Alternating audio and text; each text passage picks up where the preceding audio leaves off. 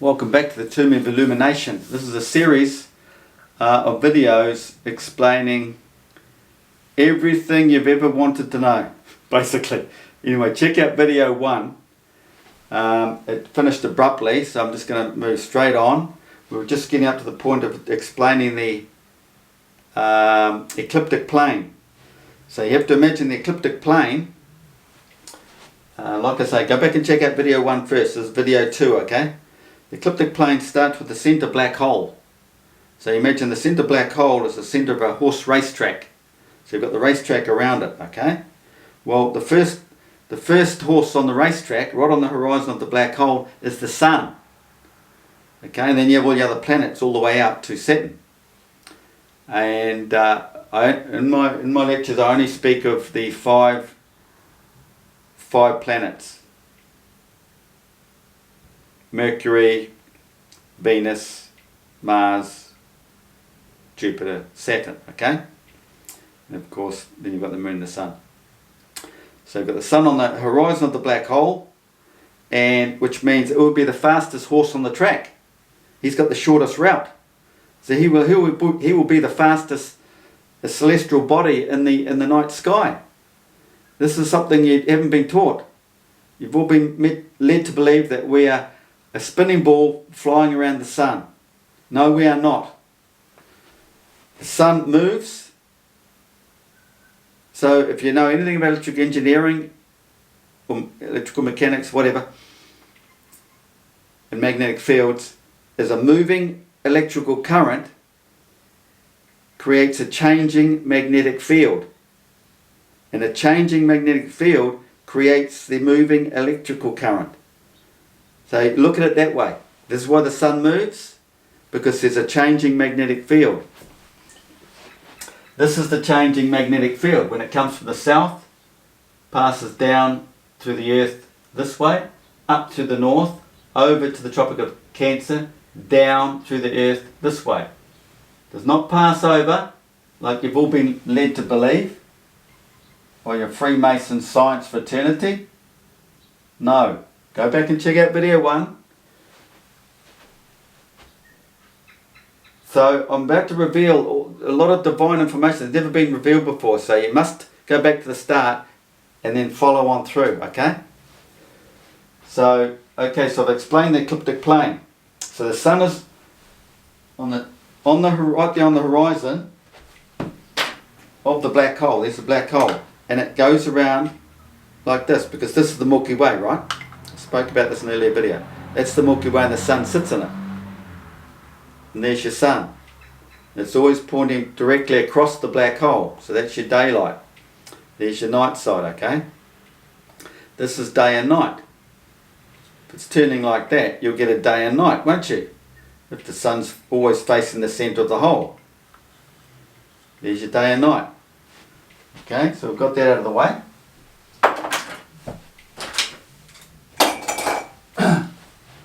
So I'm still trying to explain the flat earth system to everybody before I move on to all the rest. You have to understand how the flat earth system works.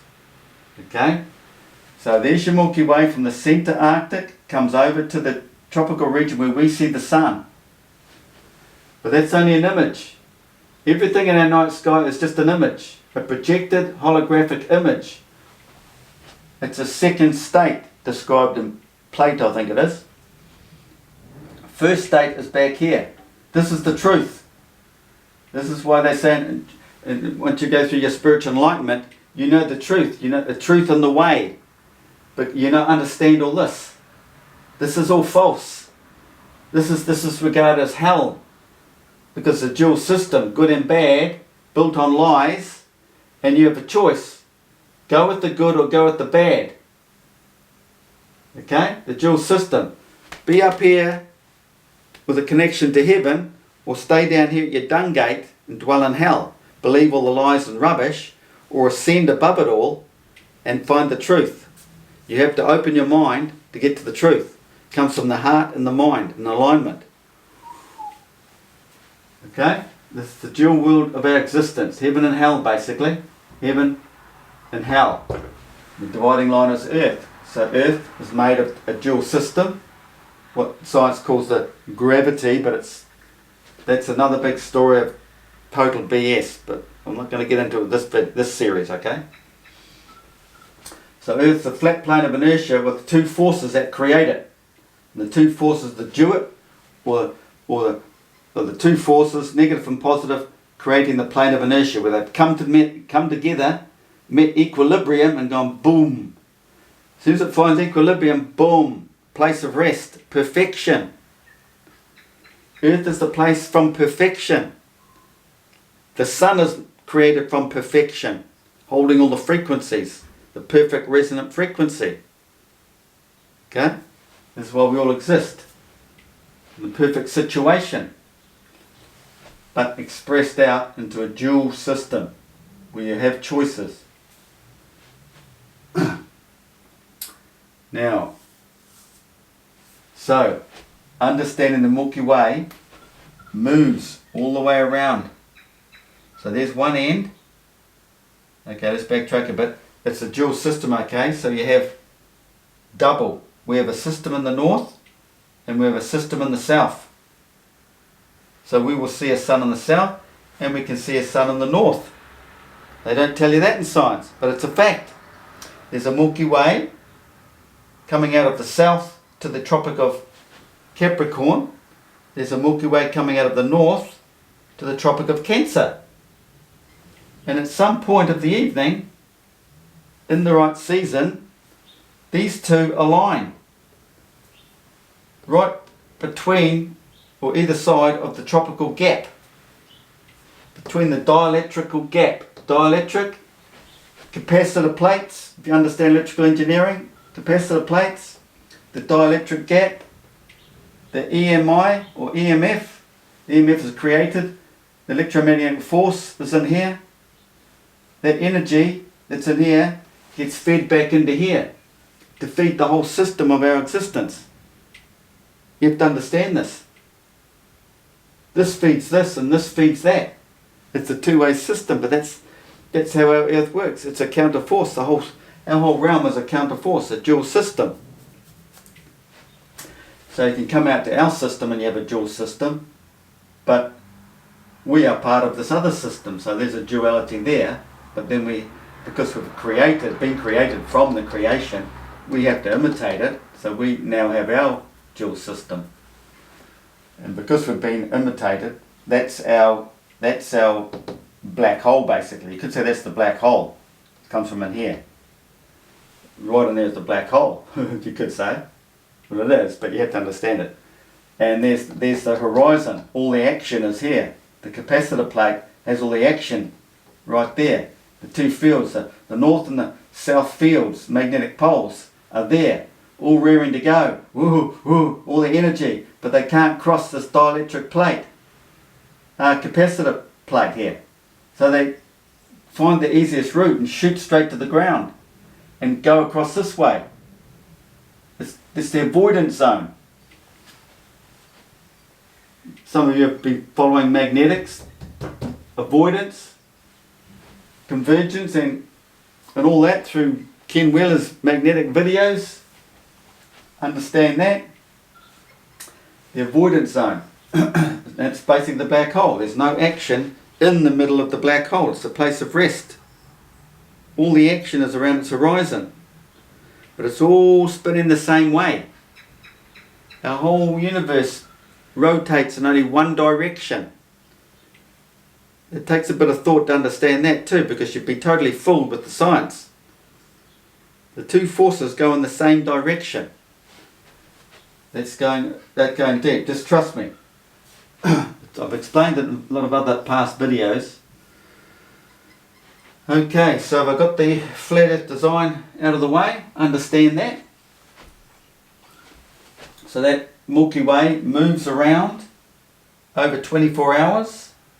So if it's always facing in towards the black hole, it's daylight across the black hole, say. Okay?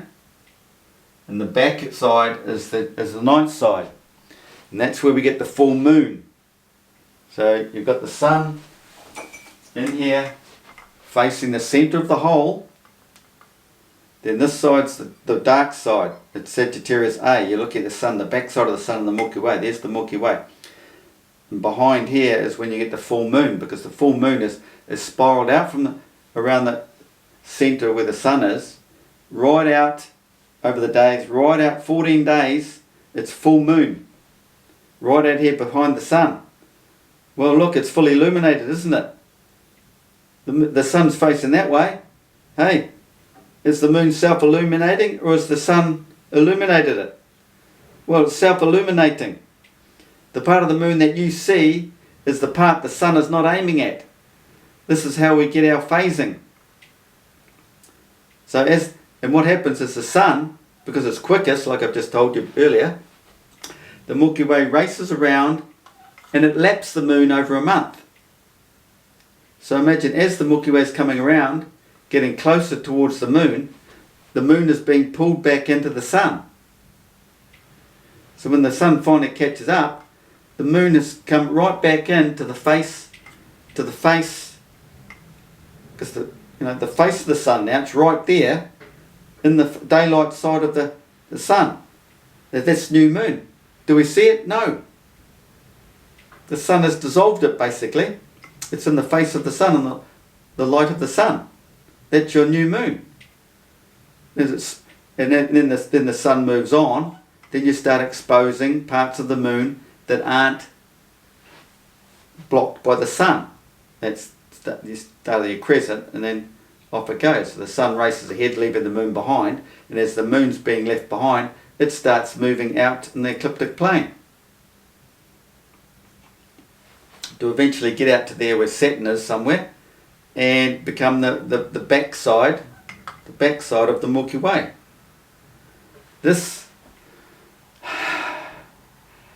So this is when you get the lunar eclipses, because a planet has come in between them to cast that shadow.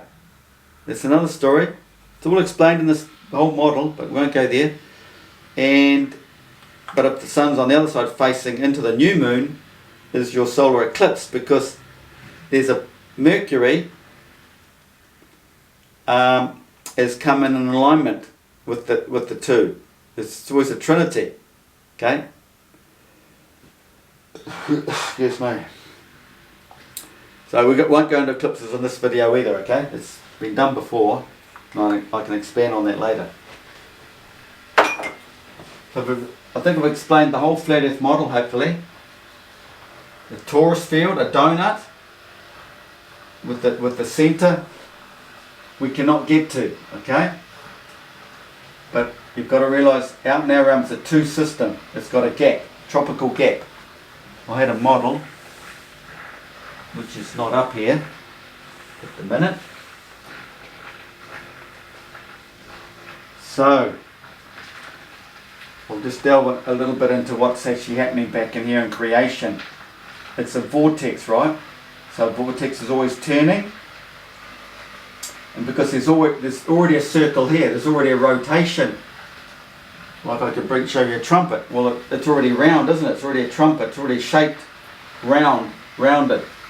This is why we get star trail photography. Even though the ball, well, if you refer back to their ball hasn't even turned. You get a circular rotation in star trail photography within, a few minutes. How can that be? How can you get a full circle if your spinning ball is only moved like 1 degree or something? The whole ball Earth has to spin to create a circle in the sky, wouldn't it? But anyway, look into my earlier videos. But inside the vortex, which is turning, creates a spiral like this. It's an S-curve, a 3D S-curve. That's the shape. But if you look down inside from above, you get the image of a half a cardioid. It looks like this. The golden ratio comes out of there. That's creation. Well, what does a fetus look like when we create a physical human? Starts off like that, doesn't it? But the whole cycle does this. There's two of them. 14 days out for menstruation, 14 days back in if you don't have a child. The woman's uterus lining is forming, then it deforms if she's not pregnant. Same with creation.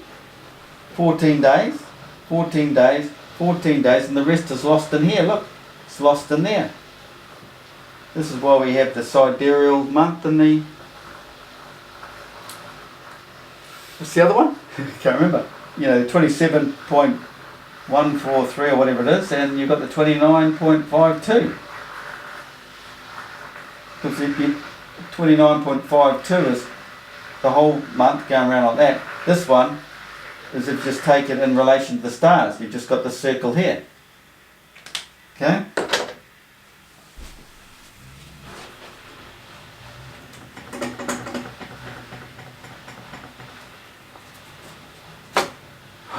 I said I'd take my time, but I've probably lost 80% of you already. Always seems like a mad rush to get it in before the film cuts out. I've only got 29 minutes on this film.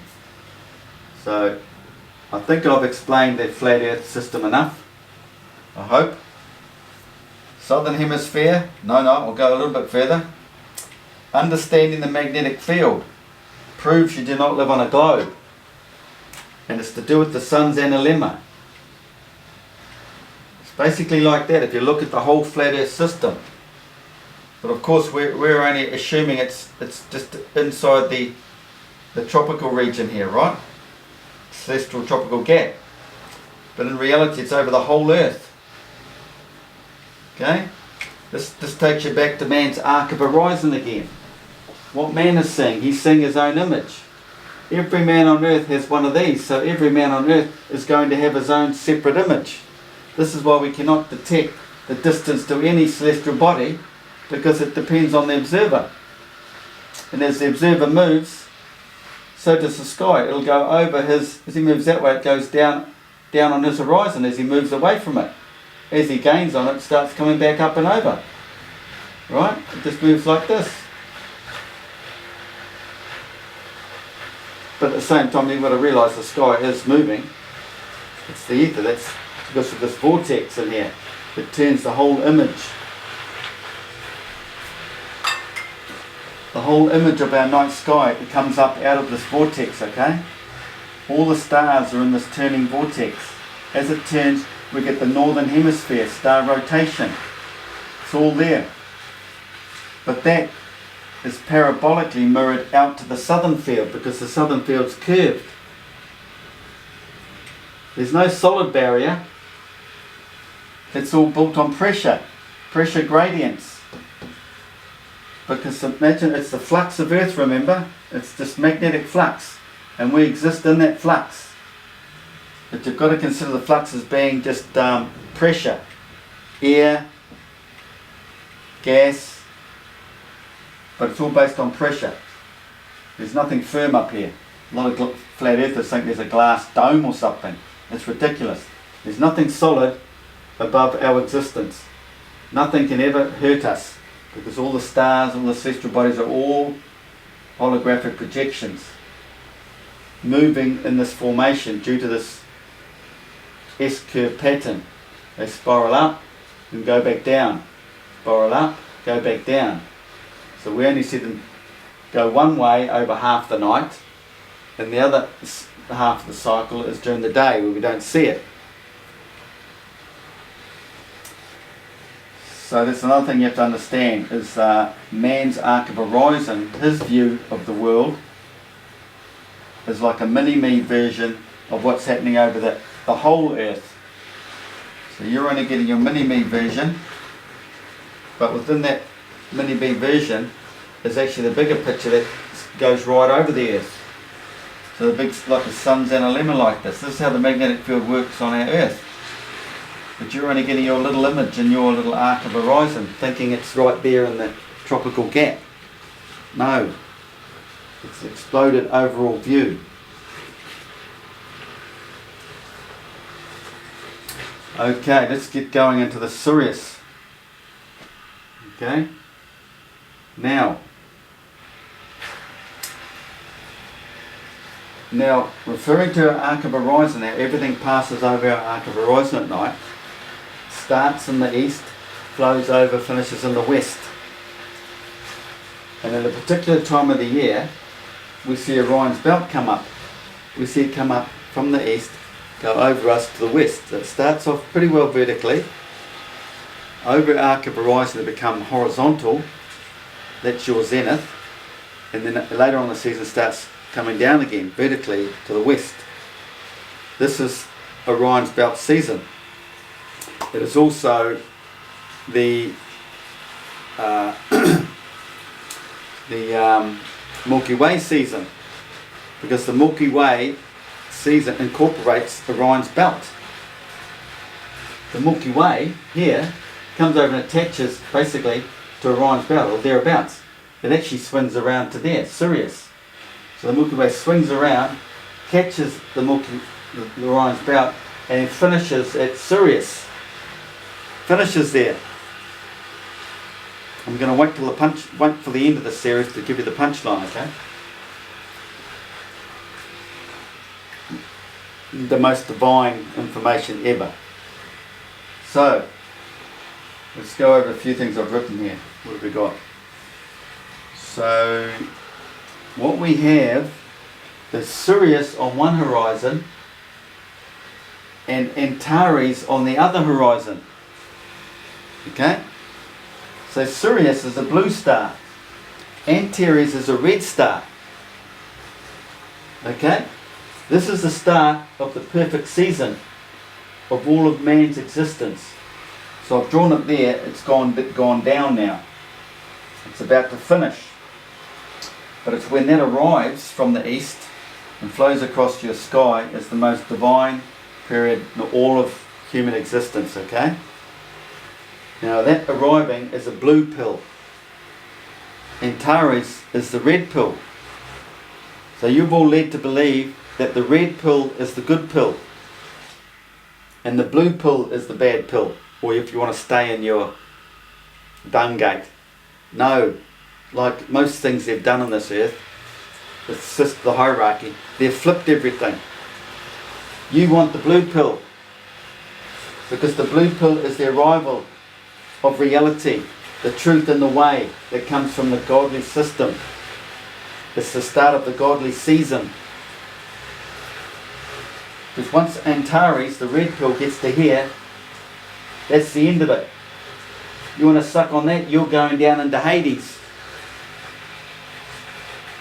You could say that, we call it the Duat as well. That's the dung gate. That's hell on the earthly system. It's the dark side, okay? You want to be on the heavenly side. The heavenly side lasts for 9 months of the year when we see Orion's belt in the sky. So that leaves 3 months unseen. You don't want to dwell in that zone. You want to stay in this zone. But of course the seasons change. We go in and out. It's a cycle. Okay? So what have we got here? The flip system, why southern stars are seen differently, upside down or inside out. I showed that in the earlier video. The coming of a divine season when Orion's belt, or Orion, enters our skies for 9 months. This cannot be explained living on a spinning ball, all that BS. You cannot explain Orion's belt being seen for 9 months and not 3. It's a symmetrical ball. It should be 50-50, 6 months each side. But no. This can only be explained by the fact that Orion's belt moves around here and the sun does too. But the sun is closer to the horizon of the black hole, so it gets there quicker. So it catches up to Orion's belt. So the sun catches up to Orion's belt and hides it for 3 months of the year before it moves on and starts exposing Orion's belt behind it. See, in science they have you assuming that the stars and everything going backwards. No, they're not going backwards, it's just the sun going forward. So which way do you want to look at it? The BS version of that going like that, or that going like that? That's the truth and the way, people. Trust me.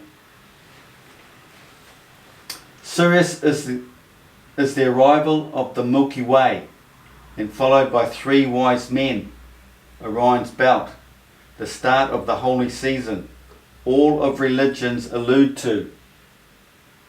Okay? Beginning of the northern hemisphere season, flipped for the southern hemisphere. So once again you go back to this picture here. Alien contact, BS. I'm going to delve into the stories. Okay? This divine period is a spiritual enlightenment, spiritual awakening, all religion alludes to.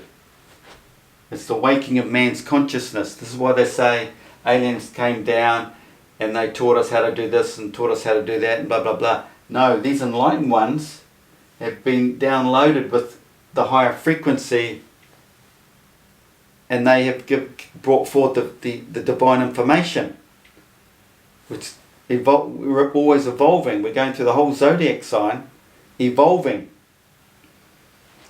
Okay?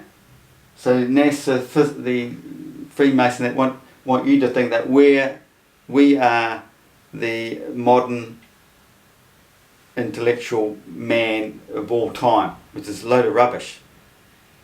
No, we only evolved by these people who have gained their spiritual enlightenment and can share the information. Just look at it this way. You're getting all this final divine information now because we're near the end times. What's the end times?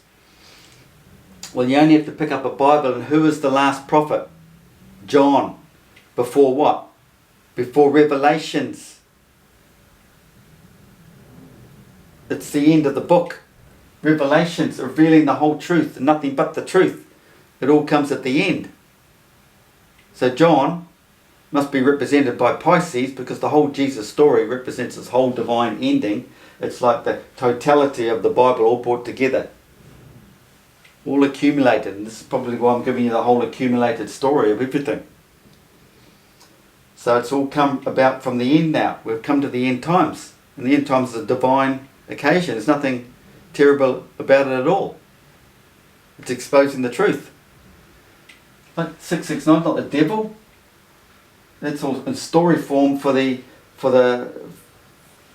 who haven't woken up. You're in the dung gate. You're basically dodo till you wake up. You have to open your mind and understand there's nothing terrible or evil about the Bible or any religious story. It's just told that way, written that way, to maybe appease the stupid mind, simple mind. I don't know. Well, I did know, but I've forgotten. So I understand 666. It's all physics. The Bible is basically a science book, and I can break it all down. And I'll do that shortly in other videos. So it's the coming of Orion's belt, okay? Aliens, BS. It's the divine awakening people that give you the information. They're not aliens, they're humans. God-like, as it says in the book. Become God-like when you understand all this and you gain your enlightenment. Dogon, or Dogon, knew of the white dwarf star, not the star of the binary.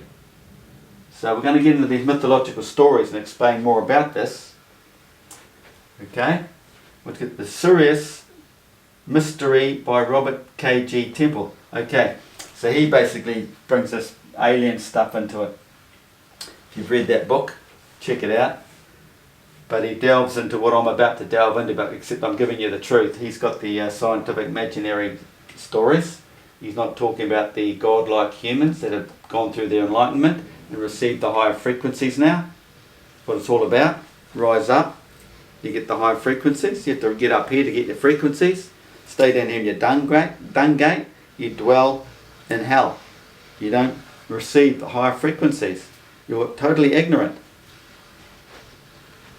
Anubis is the son of Ra. So we need to start reading the mythological stories. Now, I'm not sure how long I've got left on the video, but I'm dying for a glass of water. So I'm going to leave this video, end this video here, and be sure to come back and catch the third one. Okay? I'm starting to get a headache from all this talking. Cheers guys. Be sure to